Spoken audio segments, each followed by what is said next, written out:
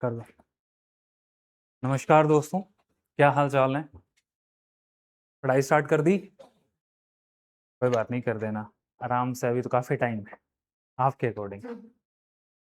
आज हम इस वीडियो में बात करते हैं कि क्या ट्रेंड रहा है आरएएस प्रीलिम्स के एग्ज़ाम में, जो 2013 से और अभी 2024 तक जितने भी पेपर हुए हैं, उसके अकॉर्डिंग किस सब्जेक्ट से कितने क्वेश्चन आते हैं, किसका ज़्यादा वेटेज है, किसका कम वेटेज है। और ये सारी वीडियो हम लोग इसलिए बना रहे हैं ताकि जो नए स्टूडेंट्स आ रहे हैं या जो पुराने स्टूडेंट भी हैं या फिर जो यूपीएससी वाले स्टूडेंट हैं, वो अपनी प्रिपरेशन के लिए चीज़ों को प्लान कर लें, कि ऐसा ना हो कि आँख बंद करके चीज़ें करने लग जाएँ कि हाँ, रैंडम कुछ भी पढ़ने लगें, ऐसा नहीं करें। बल्कि एक प्लानिंग के साथ कि हाँ, ये सब्जेक्ट मेरा स्ट्रॉन्ग है तो मुझे इसे कितना टाइम देना है, ये सब्जेक्ट मेरा वीक है तो मुझे इसको ज़्यादा टाइम देना पड़ेगा, या इसमें क्या-क्या चीज़ें पढ़नी हैं, या मैं इसको कम टाइम में एक बार बेसिक बुक्स पढ़ के, तो वो सारी चीज़ें आज हम इस वीडियो में डिस्कस करेंगे। आप सबको ये बात पता है कि ऐसे रैंडमली कुछ करने में सही नहीं होगा, लेकिन अगर अपने पास डेटा होता है तो डेटा से चीजें या रिजल्ट निकालना बहुत सही होता है। तो रिजल्ट ओरिएंटेड प्रिपरेशन ही हमें करनी है, इफेक्टिव काम करना है, ऐसे नहीं कि बस आंख बंद करके चीजें लगे हुए हैं, हम वो नहीं करना है। तो आज हम इस वीडियो में यही सारी चीजें डिस्कस करेंगे कि क्या वेटेज है किसी सब्जेक्ट का, कितने मार्क्स के क्वेश्चन पूछे जा रहे हैं, कितने नंबर ऑफ क्वेश्चन पूछे जा रहे हैं। फिर जब हमें वो चीजें पता चल जाएंगी तो हमारे लिए प्लानिंग करना बहुत इजी हो जाएगा। तो ये आरएएस प्रीलिम्स का इस वीडियो में ट्रेंड एनालिसिस हम लोग देखेंगे। ठीक है, तो आगे देखते हैं। देखो, उससे पहले मैं कुछ चीजें आप लोगों के साथ डिस्कस करना चाहता हूं कि स्टूडेंट्स जनरली ना कुछ मिस्टेक्स हैं जो ऑलमोस्ट हर स्टूडेंट कर रहा है। अगर आप पीवाईक्यूज नहीं देखोगे तो जब तक हमें ये आइडिया ही नहीं लगेगा कि मुझे किस सब्जेक्ट को कितना टाइम देना चाहिए, हाई प्रायोरिटी पे किस सब्जेक्ट को रखना चाहिए और लो प्रायोरिटी पे किस सब्जेक्ट को रखना चाहिए। तो अगर आपने जितने अभी आरएएस के पेपर हुए हैं, और अगर मान लो 13, 16, 18 वाला आप पेपर नहीं देखना चाहते हो, तो आप 21, 23 और 24 जो आरएएस प्रीलिम्स हुआ है उसको भी देखोगे, और पीएसआई का पेपर जो आरपीएससी के द्वारा कंडक्ट कराया गया था उसको देखने के बाद आप एक कंक्लूजन पे आ सकते हो कि आपको किस टॉपिक पे कितना टाइम देना चाहिए। जनरली क्या मिस्टेक होती है, सबसे पहली कि लोग ऐसे कर लेते हैं कि 10 दिन एक सब्जेक्ट को, 10 दिन एक सब्जेक्ट को, 10 दिन एक सब्जेक्ट को, या 15-15 दिन में ऐसे डिवाइड कर ले। तो मतलब किसी भी सब्जेक्ट से कितने भी क्वेश्चन आ रहे हो उससे कोई मतलब नहीं है, बस हम बराबर टाइम दे देंगे। किस सब्जेक्ट का कितना बड़ा सिलेबस है उससे भी कोई मतलब नहीं है, बस मुझे टाइम बराबर देना है। तो जो ये सब्जेक्ट्स को इक्वल टाइम देते हैं ना प्रिपरेशन के टाइम पे, ऐसे ही आप लोगों ने अपना शेड्यूल बनाया भी हुआ होगा कि हाँ, मेरे अगले 10 दिन में ये करना है, इन 10 दिन में ये करना है। तो ये नहीं करना है भाई, ये एक सबसे बड़ी कॉमन मिस्टेक है जो वो कर रहे हैं। दूसरी चीज, अभी हम लोग जब वेटेज देखेंगे कि किस सब्जेक्ट की कितनी वेटेज है, तो वहां पे निकल के आता है करंट अफेयर्स सबसे ज्यादा क्वेश्चन पूछे जाते हैं करंट अफेयर्स, और वो सबसे ज्यादा वेटेज रखता है। लेकिन स्टूडेंट्स क्या करते हैं, करंट अफेयर्स को हमेशा नेग्लेक्ट करके रखते हैं, और वो ये सोचते हैं कि लास्ट में करंट अफेयर्स पढ़ेंगे, कि लास्ट में कोई 6 मंथ की कंपाइलेशन आ जाएगी, कोई पीडीएफ आ जाएगी, कोई बुक आ जाएगी, तो वो पढ़ लेंगे, उससे क्वेश्चन हो जाएंगे, और वो करंट अफेयर्स को नेग्लेक्ट करते जाते हैं। अभी रिसेंट के पेपर्स में ये ट्रेंड देखा गया है कि आरपीएससी जो है वो लेटेस्ट के जो मंथ्स होते हैं, 3, 4, 5 महीने तक का जो करंट अफेयर्स है वो पूछता है। तो अभी आपके पास 5 महीने ही बच गए हैं, you just have only 150 days. तो अगर आप ये मान लो, जून तो मैं नहीं बोलूंगा, अगर मार्च, अप्रैल, अप्रैल से भी स्टार्ट करोगे ना, अप्रैल, मई या मई से भी स्टार्ट करोगे तो भी ठीक है। मई, जून, जुलाई, अगस्त, सितंबर, अक्टूबर, नवंबर, ये 6-7 महीने का आपको पढ़ना ही चाहिए। ठीक है, मोस्ट इफेक्टिव तो 5 महीने का है, बट 2 महीने का और एक्स्ट्रा पढ़ लो, अभी आपके पास टाइम है। लेकिन स्टूडेंट इसको क्या करते हैं, अवॉइड करते हैं। फिर जो जैसे यूपीएससी वाले स्टूडेंट है या मोस्टली इंग्लिश मीडियम वाले जो स्टूडेंट होते हैं, वो राजस्थान वाला जो पार्ट है वो स्किप करते हैं। वो उसको सोचते हैं कि मुझे तो राजस्थान वाला पार्ट नहीं आता है। नो डाउट आप उस पार्ट के किए बिना भी प्रीलिम्स क्रैक कर सकते हो, बट अगर आपको ये प्रॉपर बता दिया जाए कि कहां से आपको पढ़ना है, तो आप उसको थोड़ा सा भी पढ़ के, जो 40 के अराउंड जो 3 सब्जेक्ट से क्वेश्चन आते हैं राजस्थान के, वो हम लोग देखेंगे भी, और आप लोगों को ट्रेंड में भी पता चल जाएगा। तो आपको बिल्कुल नेग्लेक्ट नहीं करना है। आपको एटलीस्ट 1 रीडिंग, 2 रीडिंग, 3 रीडिंग तो उसकी दे सकते हो आप ऑथेंटिक बुक से, और वो लिमिटेड कंटेंट ही होता है। तो वहां वो पढ़ने के बाद आप कुछ क्वेश्चंस करने लायक हो जाते हो। तो उसको बिल्कुल इग्नोर तो नहीं करना है कि राजस्थान का सब्जेक्ट मुझे इग्नोर कर दें, वो नहीं करना है। हाँ, बहुत सारे स्टूडेंट्स जो पीएसआई की तैयारी कर रहे होते हैं या और अदर एग्जाम्स की तैयारी कर रहे होते हैं, तो उनके राजस्थान वाले जो सब्जेक्ट्स हैं वो स्ट्रॉन्ग होते हैं, तो वो ज्यादा टाइम उन्हीं पे लगा रहे होते हैं। तो ये भी एक बड़ी मिस्टेक है। वो क्या करते हैं, मैथ्स रीजनिंग को अवॉइड कर देते हैं, और मैथ्स रीजनिंग के 20 क्वेश्चन आ रहे हैं। आप सोचो 20 क्वेश्चन आ रहे हैं, और 20 के 20 क्वेश्चन आप ऐसे हो जाते हो कि यार इनमें से एक दो क्वेश्चन कर लेंगे तो ठीक है। ये भी बहुत बड़ी गलती है। फिर स्टूडेंट्स क्या करते हैं कि पीवाईक्यूज नहीं देख के जाते। उन्हें ये लगता है कि हमने जो टेस्ट सीरीज लगाई है उसमें सारे क्वेश्चन हो तो गए होंगे, उन्होंने डाल भी दिए होंगे इंस्टीट्यूट्स वालों ने, तो हमें पीवाईक्यूज देखने की जरूरत। पीवाईक्यूज को खाली ऐसे मत देखो कि यार मुझे बस ये क्वेश्चन देखना है, मैंने कर लिया। नहीं, आपको वहां से बहुत सारी चीजें पता चलती है। वो एक तरीके का मिरर है आपके लिए, वो डायरेक्शन, वो एक गाइड है, वो मेंटोर है, वो आपको बताता है कि आपकी प्रिपरेशन को आपको किस डायरेक्शन में लेके जाना है। तो पीवाईक्यूज को बिल्कुल भी इग्नोर नहीं करना है, ये मिस्टेक बड़ी करते हो। फिर जो लो वेटेज के जो सब्जेक्ट्स हैं, जैसे अभी देखेंगे तो इकोनॉमिक्स से बहुत कम क्वेश्चन आ रहे होते हैं कंपैरेटिवली अदर सब्जेक्ट्स।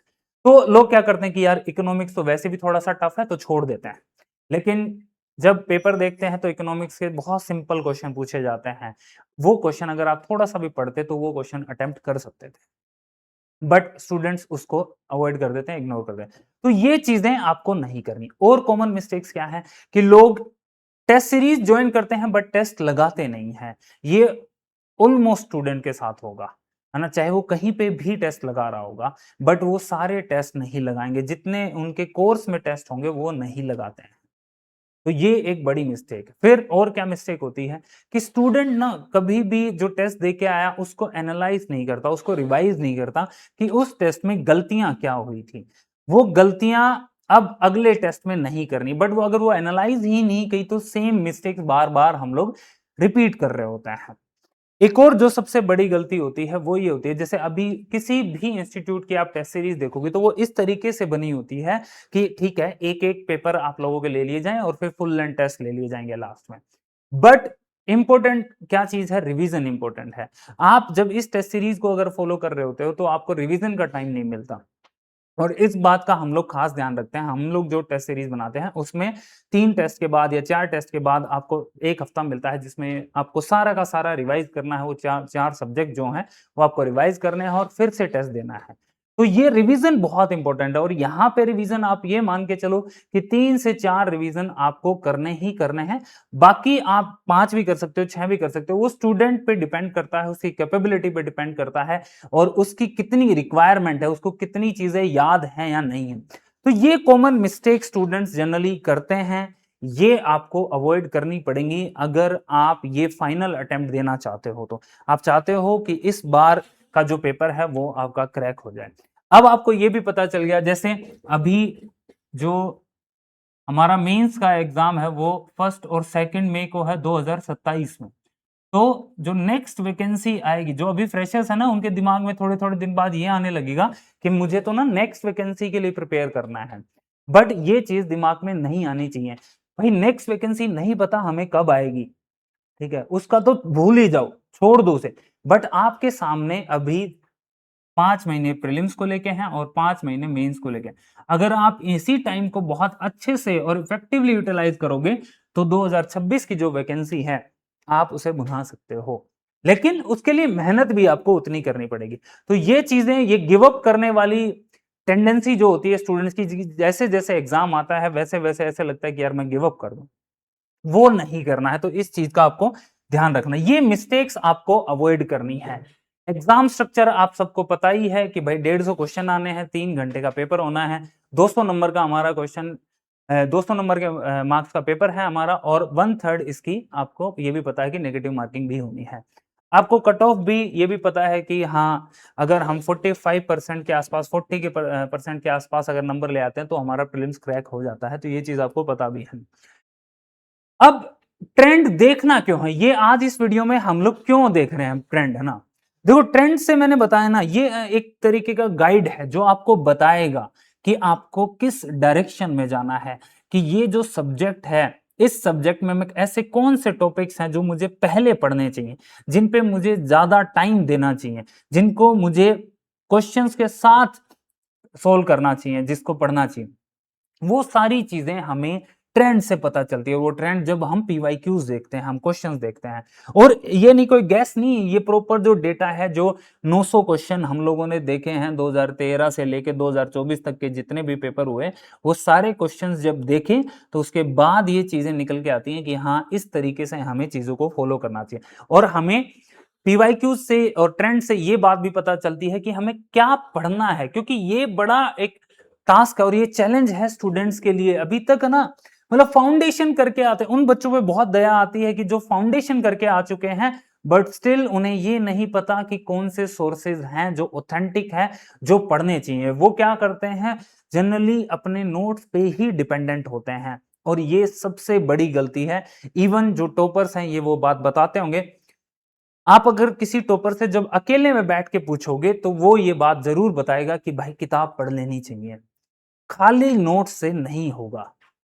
लेकिन ठीक है, वो किसी किसी प्लेटफॉर्म पे जाके या सब प्लेटफॉर्म पे जाके उन्हीं प्लेटफॉर्म्स की वो तारीफ करते हैं कि मैंने तो सिर्फ यही नोट्स पढ़े थे।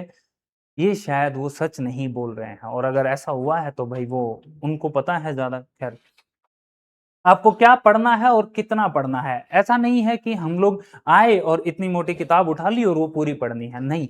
उसमें भी कौन से चैप्टर्स पढ़ने हैं वो ज्यादा इंपॉर्टेंट है, और वो चीजें बताना ये सबसे ज्यादा जरूरी चीज है हमारी प्रिपरेशन के लिए। वो हम लोग, जैसे हमारे लाइब्रेरी प्रोग्राम है या जो टेस्ट सीरीज है या जो अभी क्रैश कोर्स स्टार्ट हो रहा है, उसमें हम आपको बताएंगे कि आपको कितना पढ़ना है और क्या पढ़ना है। ये प्रॉब्लम जब सोल्व हो जाएगी तो आपकी 50% प्रॉब्लम जो है वो सोल्व हो जाएगी आरएस प्रीलिम्स के एग्जाम को लेके। आरएस प्रीलिम्स एग्जाम है ना, थोड़ा स्ट्रेटेजी से भी चीजें, स्ट्रेटेजिकली आपको खेलना पड़ेगा। उसमें रैंडम जाओगे तो चीजें नहीं। ये मैंने आप लोगों को पहले ही बता दिया था कि 11 से 12 सब्जेक्ट हैं हमारे, जो मेजर सब्जेक्ट हैं जो हमें करने हैं। और ये जो डेटा है, जो ट्रेंड एनालिसिस है, वो हम लोगों ने 13, 16, 18, 21, 23, 24 के पेपर्स को देख के किया है, जो ऑफिशियल आरएएस के पेपर्स हैं। और इसके साथ साथ हम लोगों ने जो पीएसआई का जो पेपर था, डेप्यूटी कमांडेंट का जो पेपर था, टेलीकॉम का जो पेपर था, वो भी देखे थे। उनसे भी किस तरीके के क्वेश्चन आते हैं वो हम लोग आगे चल के देखेंगे। तो जब आप ट्रेंड एनालिसिस देखोगे ना, तो एक चीज आपको साफ नजर आएगी, और वो क्या है, वो ये है कि करंट अफेयर्स सबसे ज्यादा इंपॉर्टेंट है। करंट अफेयर्स, अगर मैं रैंक की बात करूं सब्जेक्ट्स की, कि कौन सा सब्जेक्ट ऐसा है जो सबसे ज्यादा, जिसकी प्रायोरिटी है, जिसका वेटेज सबसे ज्यादा है, तो वो है आपका करंट अफेयर्स। आप किसी भी साल में उठा के देखोगे तो सबसे ज्यादा क्वेश्चन आपको दिखेंगे कि करंट अफेयर्स से पूछे गए हैं। अगर हम टोटल भी करते हैं तो वो भी आपके करंट अफेयर्स के क्वेश्चन ही होंगे जो सबसे ज्यादा, या मतलब हर बार जो क्वेश्चन आए हैं। तो इसका मतलब ये हमें क्लियर हो जाता है कि करंट अफेयर्स को हमें सबसे टॉप प्रायोरिटी पे रखना है। ये चीज आपके दिमाग में बैठ जानी चाहिए। फिर उसके बाद आ जाता, जो मैंने आपको बताया था कि कॉमन जो गलतियां हम लोग करते हैं, कि हम लोग मैथ्स रीजनिंग को अवॉइड करते हैं। मैथ्स रीजनिंग में 20 क्वेश्चन हर बार पूछ रहा है। आप चाहे 2024 की बात कर लो, चाहे 23 की बात कर लो, चाहे 21 की बात कर लो, मतलब ये 20 आपके क्वेश्चंस आपको आने ही आने हैं। ये 20 क्वेश्चन हम लोग अवॉइड नहीं कर सकते हैं। बट यहां पे मैंने देखा है कि बहुत सारे बच्चे ऐसे हैं जो मैथ्स रीजनिंग को टच भी नहीं करते हैं। वो ये सोचते हैं कि हम राजस्थान वाला जो पार्ट है, राजस्थान जीके का जो पार्ट है, वो ज्यादा अच्छा कर लेंगे, मैथ्स रीजनिंग की करने की जरूरत नहीं है।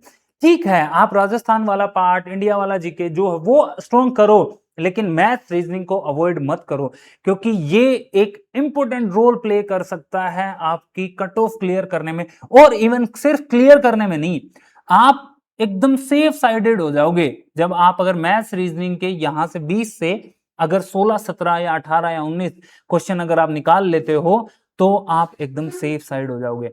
26 नंबर हैं ये, आप मान के चलो।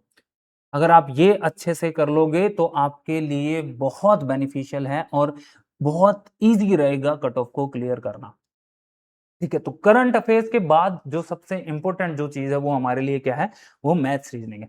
फिर आता है जो राजस्थान इकोनॉमिक सर्वे है। अब इकोनॉमिक सर्वे के लिए एक बड़ी फाइट ये होती है कि लोग क्या बोलते हैं कि इकोनॉमिक सर्वे के भी नोट्स बना के दे दो।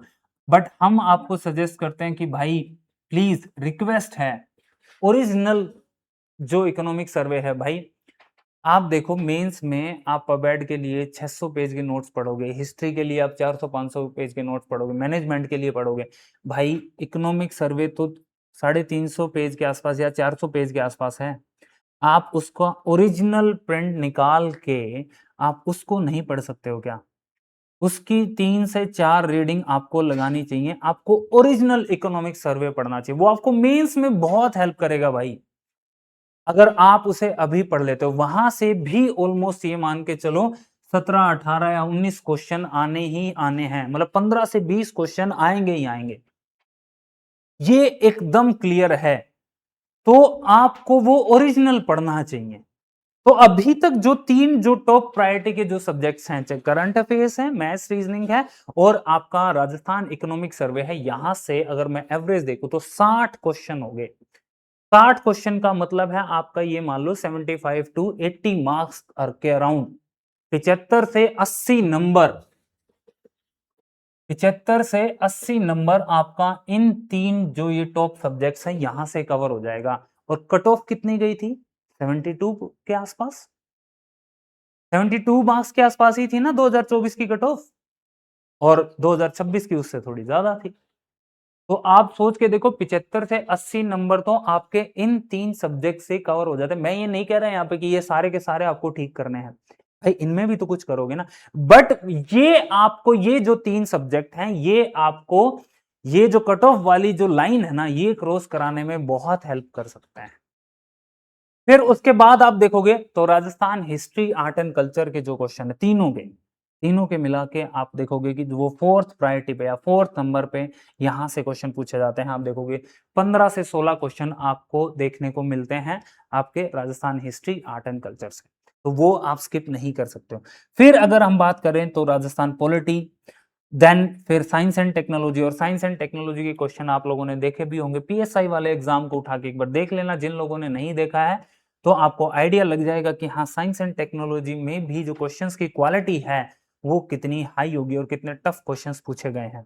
तो यहां से भी आप देखोगे तो 10 से 15 क्वेश्चंस फ्लक्चुएट होंगे साइंस एंड टेक्नोलॉजी में, जो आपके आने ही आने हैं। बेसिक साइंस की किताबें आपको इसमें पढ़नी है। फिर उसके बाद देखते हैं तो राजस्थान ज्योग्राफी। यहां पे भी आप ये मान के चलो कि 12 से 13 क्वेश्चन आपको जरूर मिलेंगे राजस्थान ज्योग्राफी से। फिर उसके बाद इंडियन पॉलिटी है। इंडियन पॉलिटी में भी 9 से 10 क्वेश्चन साफ साफ आपको मिलेंगे। उसके बाद अगर हम देखते हैं तो वर्ल्ड ज्योग्राफी और इंडिया ज्योग्राफी को भी मिला के 8 से 9 क्वेश्चन आपको मिल जाएंगे। फिर इंडियन हिस्ट्री से भी 7-8 क्वेश्चन मिलेंगे। एंड देन सबसे लास्ट में क्या है आपका इंडियन इकोनॉमी है। इंडियन इकोनॉमी से या इकोनॉमिक कॉन्सेप्ट जो है वहां पे 6 से 7 क्वेश्चन आपको देखने को मिलते हैं। तो ये जो है हम लोगों को ये बात पता चल गई कि हाँ सबसे ज्यादा क्वेश्चन कहाँ से पूछे जाते हैं और सबसे कम क्वेश्चन कहाँ से पूछे जाएंगे। तो जो इस वीडियो का जो मोटिव है वो यही है कि अब आपको इस एनालिसिस के बाद ये एक आइडिया लग जाना चाहिए कि हाँ मुझे किसको कितना टाइम देना चाहिए। तो ये तो क्लियर हुआ होगा ना। अगर वेटेज की बात करोगे तो ऑब्वियस सी बात है, आप देखो वेटेज भी मैंने आप लोगों को बता दिया भाई, करंट अफेयर्स की वेटेज बहुत ज्यादा है। उसके बाद आपका जो राजस्थान ये मैथ्स एंड रीजनिंग है, देन राजस्थान इकोनॉमिक सर्वे है। तो इनकी वेटेज भी तो बहुत ज्यादा ही हो, ज्यादा क्वेश्चन आए तो ज्यादा वेटेज होगी। तो अब आपको उसी के अकॉर्डिंग टाइम भी अलॉट करना है। तो जो ये हाई प्रायोरिटी टॉपिक्स हैं, जो पहले जो 3 टॉपिक्स मैंने आपको बताए, इन्हीं में आपका 35 से 40% पेपर जो है वो कवर हो जाता है। और 35 से 40% पेपर कवर होने का मतलब है आपके ऑलमोस्ट 60 के आसपास क्वेश्चन है ना। वो 2-3 क्वेश्चन ज्यादा भी हो सकते हैं और 2-3 क्वेश्चन कम भी हो सकते हैं।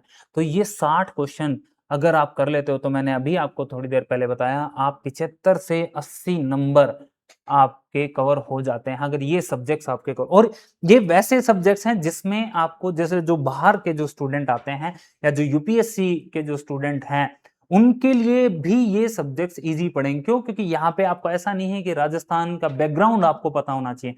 राजस्थान इकोनॉमिक सर्वे आपके लिए एक तरीके का करंट अफेयर्स ही है, जो आप ऑलरेडी पढ़ते भी हो, बट यहाँ पे वो स्पेशल, मतलब उसको आपको करंट अफेयर्स की तरह ही पढ़ना होगा। उसके लिए आपको कोई बैकग्राउंड बनाने की आवश्यकता नहीं होगी।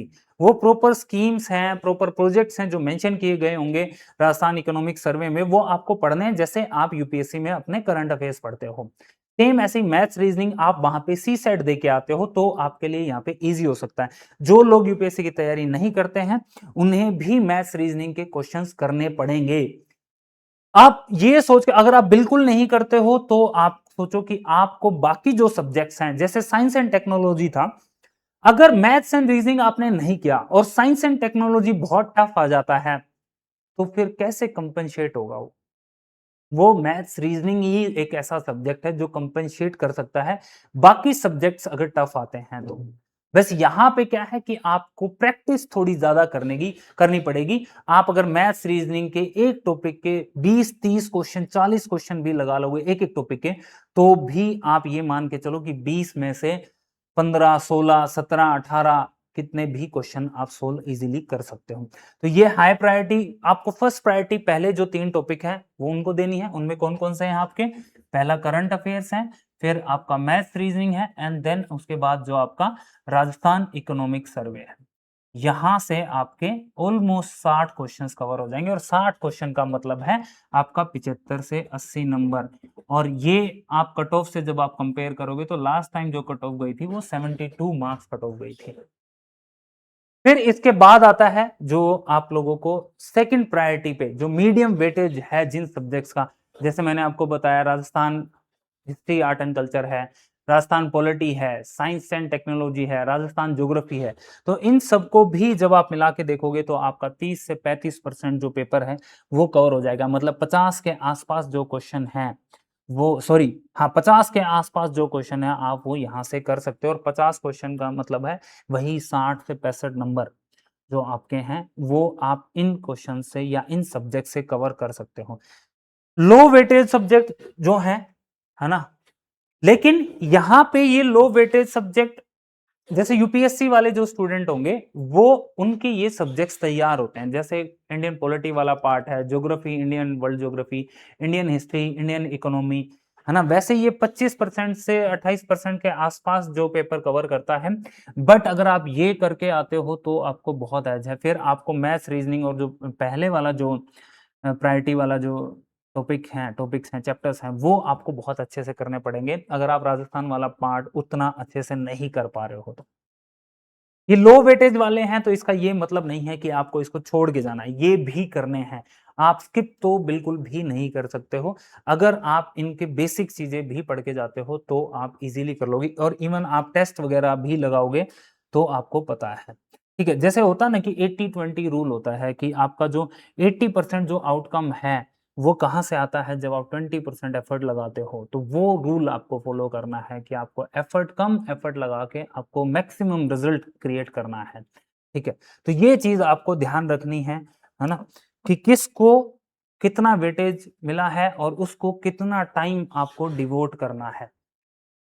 टाइम एलोकेशन का भी मैंने बताया, तो जिसका वेटेज ज्यादा है उसको आप ज्यादा टाइम दो। कम वेटेज वाले सब्जेक्ट को अगर आप ज्यादा टाइम दोगे तो फिर आपकी प्लानिंग जो है वो अच्छी नहीं है। और ये मैंने आपको कॉमन मिस्टेक्स में भी थोड़ी देर पहले बताया था कि ये जनरली ऐसा करते हैं कि करंट अफेयर्स को तो अवॉइड कर देंगे कि इसको तो सबसे लास्ट में पढ़ेंगे। 6 महीने की कोई मैगजीन आ जाएगी, उससे कर लेंगे, उससे सारे क्वेश्चन हो जाएंगे, बट उसको रेगुलर नहीं पढ़ेंगे। लेकिन आप देखोगे इंडियन इकोनॉमी, मैं नहीं कह रहा कि स्किप करो, बट आप उसके लिए पूरा 1 महीना लगा दिया, 20 दिन लगा दिए, 25 दिन लगा दिए comparatively current affairs, maths reasoning. और मैथ्स रीजनिंग को तो बिल्कुल ही अवॉइड कर दिया, इसके क्वेश्चंस प्रैक्टिस ही नहीं किए। इसमें ओवर कॉन्फिडेंस हो गया कि यार मेरे को तो ये आते होंगे, मैं कर लूंगा यार मैथ्स रीजनिंग के। तो आपको टाइम जो एलोकेट करना है, अभी जो आपके पास 150 दिन बचे हैं, या इन 150 दिन को भी आपको डिवाइड करना है, वो हम लोग एक अलग वीडियो में डिस्कस करेंगे कि 150 दिन को कैसे आपको डिवाइड करना है, कितने रिवीजन आपके एटलीस्ट होने चाहिए। तो ये आपको ध्यान रखना है कि जिसका जितना वेटेज है उतना स्टडी टाइम भी आपको देना पड़ेगा, चाहे वो दिन का करो, चाहे वीक का करो, चाहे 10 दिन या फिर मंथ में आप किस तरीके से डिवाइड करोगे, वो सारा का सारा डिपेंड करता है आपका वेटेज कितना है किसी एक पर्टिकुलर सब्जेक्ट का आरएस प्रीलिम्स के एग्जाम में। तो ये चीज आप ध्यान रखना, ठीक है। फिर आता है जैसे कि जो स्ट्रॉन्ग सब्जेक्ट है, कुछ स्टूडेंट्स को ऐसा लगता है कि मेरे ये जो पर्टिकुलर सब्जेक्ट्स हैं वो बहुत स्ट्रॉन्ग है। जैसे मान लो मोस्टली स्टूडेंट्स ऐसा बोलते हैं कि उन्हें इंडियन पॉलिटी आती है, अच्छी बात है, बट इसका मतलब ये नहीं है कि इंडियन पॉलिटी को आप पढ़ोगे नहीं। या जो लोग साइंस बैकग्राउंड से जनरली उनका मैथ्स एंड रीजनिंग स्ट्रॉन्ग होता है तो वो कहते हैं कि यार मैथ्स रीजनिंग अपन कर लेंगे। ठीक है, बढ़िया है कि आपका वो सब्जेक्ट स्ट्रॉन्ग है, बट आप उस पर ओवर कॉन्फिडेंस ना हो, आप इतना वो ना फील करें कि यार यहां से तो कोई भी क्वेश्चन आएगा तो मैं कर लूंगा, नहीं, ये नहीं होना चाहिए। आपको उसको भी प्रिपेयर करना है, हाँ, बट दिन का कम टाइम देना है। जैसे मान लो 1 घंटा दे दिया, 2 घंटे दे दिए, वो आप अपने अकॉर्डिंग सेट कर लो। आपका जो टाइम टेबल होगा, शेड्यूल होगा, उसके अकॉर्डिंग देख लो कि मेरे को इस सब्जेक्ट को कितना टाइम देना है, उसके वीकली टेस्ट कब लगाने हैं, या डेली कुछ क्वेश्चन ही सोल्व कर लें कि यार ये मेरा सब्जेक्ट जो है वो स्ट्रॉन्ग है, मुझे इसको भूलना नहीं है, तो मैं 10-15 क्वेश्चन इसके रोज सोल्व कर लूंगा। क्वेश्चंस ऑलरेडी अवेलेबल हो जाते हैं, मार्केट में अवेलेबल है, नहीं तो हमारा जो क्यूबिट प्रोग्राम आता है वहां पे भी आप जो सब्जेक्ट या टॉपिक वाइज क्वेश्चंस है वो लगा भी सकते हो। तो स्ट्रॉन्ग सब्जेक्ट जो है उनको आपको रिवाइज करना है, वो टाइम आपको डिसाइड करना पड़ेगा कि कितने टाइम बाद रिवाइज करना है। भाई हफ्ते में करना है, 10 दिन में करना है, 15 दिन में करना है, बट हाँ ओवर कॉन्फिडेंट नहीं होना है ऐसे सब्जेक्ट्स में, ठीक है। फिर अगर हम लोग देखते हैं जैसे जो वीक सब्जेक्ट्स हैं, वीक सब्जेक्ट्स को एटलीस्ट 1 या 2 बार तो आपको पढ़ना ही है। और कहां से पढ़ना है, जो एनसीईआरटी की बुक है, आरबीएससी की जो किताब या जो ऑथेंटिक बुक्स हैं वहां से आप एटलीस्ट 1 बार उसको पढ़ के उसके टेस्ट लगा लो। भले ही गलत हो रहा, बट वो जो टेस्ट दिया है उस टेस्ट को बहुत अच्छे से रिवाइज कर लो। उसके जो सॉल्यूशन दिए गए होंगे, जैसे आपने बोले तेज सिविल्स की जो टेस्ट सीरीज है उसमें भी देखा होगा कि जो सॉल्यूशंस हैं वो बहुत डीप में या बहुत लेंथी सॉल्यूशंस दिए, तो आप उसको पढ़ लो। एटलीस्ट आप यहां पे आपने जो क्वेश्चन गलत किया है वो गलत करोगे तो आपको याद रहेगा कि हाँ मैंने इस क्वेश्चन में ये गलतियां की। और हो सकता है कि वही क्वेश्चन आपको कहीं सामने देखने को मिल जाए, या उसका जो सॉल्यूशन आपने पढ़ा होगा उस सॉल्यूशन से कोई पॉइंट आपका किसी क्वेश्चन की स्टेटमेंट में मिल जाएगा, तो आपको लगेगा हाँ यार ये मेरा पढ़ा हुआ है। तो जो पेपर है, जो वीक सब्जेक्ट, उनके टेस्ट लगाओ और उन टेस्ट को मैक्सिमम टाइम्स रिवाइज करो। उनके पीवाई क्यूज को बार बार देखो कि हाँ कौन से टॉपिक से जो क्वेश्चंस हैं वो रिपीट हो रहे हैं। क्योंकि सारा तो हम लोग नहीं कर सकते हैं, बट आपको ये देखना पड़ेगा कि हाँ पीवाई क्यूज को एक बार बार बार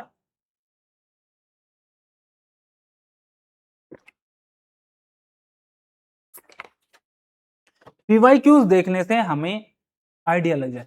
भाई जीरो से तो बेहतर है ना, कुछ ना करने से तो बढ़िया है कि एटलीस्ट हमने 1 से 2 बार अगर हमने उसको पढ़ लिया तो हम वो चीजें कर पाएंगे, कुछ तो क्वेश्चंस कर पाएंगे। जैसे हाई वेटेज टॉपिक्स में मैथ्स रीजनिंग का ही मैं एग्जांपल बार बार ले रहा हूं कि लोग सोचते हैं कि मुझे नहीं आता। भाई अगर आप हर टॉपिक के 20-20 भी क्वेश्चन लगा के जाओगे तो एटलीस्ट 20 में से 10 क्वेश्चन, 7 क्वेश्चन, 8 क्वेश्चन ना से तो बढ़िया है ना। पता चला अगर मान लो 1 नंबर से ही कट ऑफ क्लियर नहीं हो रहा था, तो ये मैथ्स रीजनिंग आपको बहुत हेल्प कर सकता है। यूपीएससी वाले जो स्टूडेंट्स हैं जो फर्स्ट टाइम आरएस का एग्जाम देंगे, है ना, तो उनके लिए तो उन्हें पता है कि कौन से सब्जेक्ट्स जो वो यूपीएससी में पढ़ के आते हैं वो यहाँ पे ओवरलैप करते हैं, तो उनको किस तरीके से करना है, और जो ओवरलैप नहीं करते हैं उनको कैसे निकाल के पढ़ना है, वो सारी चीजें भी हम लोगों ने ऑलरेडी बता रखी है। तो आप लोग ये कर सकते हो। आपको राजस्थान वाला जो पार्ट है वो अच्छे से करना पड़ेगा। तो आप कोई एक प्लान बनाओ, और वो प्लान का कैसे बनेगा, जब आप खुद को एनालाइज करोगे, खुद देखोगे चीजें। सेल्फ एनालिसिस जब तक नहीं करोगे तब तक चीजें मुश्किल हो जाएंगी। तो ये जरूरी है अपने जो अभी इस एनालिसिस के बाद आपको ये पता चल गया कि किस सब्जेक्ट को कितना वेटेज देना, तो उसी के अकॉर्डिंग अपने दिन का जो टाइम टेबल है उसको डिवाइड करो कि हाँ मुझे किस टॉपिक को या किस सब्जेक्ट को कितना टाइम देना है, वो हाई प्रायोरिटी का टॉपिक है या लो प्रायोरिटी का टॉपिक है। या वो मेरा स्ट्रॉन्ग टॉपिक है या वीक टॉपिक है। तो ये सारी चीजें आप तभी कर पाओगे जब आप खुद से एनालाइज करोगे चीजों को, ठीक है। आप ये देखो कि पीवाईक्यूज आपको देखने हैं जरूर भाई ना, वीकली जो टेस्ट हैं वो आपको लगाने हैं। तो ये आपके पास एक प्रॉपर प्लान के साथ चलना है, रैंडम मत चलना। वरना पता है क्या होता है कि हम एक ही सब्जेक्ट को बार बार पढ़ रहे होते हैं, हमें जो आ रहा है हम उसी को बार बार उठा के पढ़ लेते हैं, उसी के पेपर लगा लेंगे। तो वो हमें नहीं करना है। कंक्लूजन सिंपल यही है भाई, है ना, ट्रेंड को फॉलो करो, टेस्ट लगाओ। तेज सिविल्स में भी जैसे अभी क्रैश कोर्स स्टार्ट हो रहा है तो उसमें आपको सारी चीजें मिलेंगी, आपको टॉपिक वाइज टेस्ट भी मिलेंगे, आपको फुल लेंथ टेस्ट मिलेंगे, आपकी क्लासेस होंगी, आपको रिवीजन नोट्स मिलेंगे। लेकिन वो तब सक्सेसफुल है जब आप उसको फॉलो करोगे। वरना तो बहुत सारी चीजें हैं आपके सामने, मार्केट में हर चीज अवेलेबल है, बट आप जब उसको फॉलो नहीं करोगे तो फिर गड़बड़ है। तो इसलिए मेहनत आपको करनी है, सिलेक्शन आपको लेना है, सारी चीजें आपके ऊपर डिपेंड करती हैं कि आप कैसे करना चाहते हो। तो ये जो हमारा क्रैश कोर्स है आरएस प्रीलिम्स स्पेसिफिक जो है वो आपका 12 तारीख से स्टार्ट हो रहा है। उसकी फीस जो है वो 3,999 रुपए है सिर्फ। कुछ स्टूडेंट जो सिर्फ प्रीलिम्स की टेस्ट सीरीज करना चाहते हैं, है ना, वो ऑनलाइन ऑफलाइन कर सकते हैं, है ना। बिल्कुल आप सबको अफोर्डेबल प्राइसेस में आपको बेस्ट क्वालिटी कंटेंट प्रोवाइड करवाता है।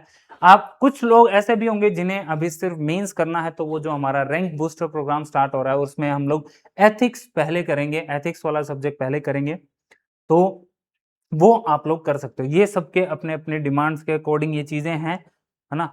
तो ये था आज वाली वीडियो में। बाकी कोई भी अगर किसी को इशू आता है तो आप बता सकते हो। नेक्स्ट वीडियो में हम लोग ये डिस्कस करेंगे कि हमें इन 150 दिन को कैसे डिवाइड करना चाहिए ताकि मैक्सिमम आउटपुट आ सके और मैक्सिमम टाइम्स हम चीजों को रिवाइज कर सकें।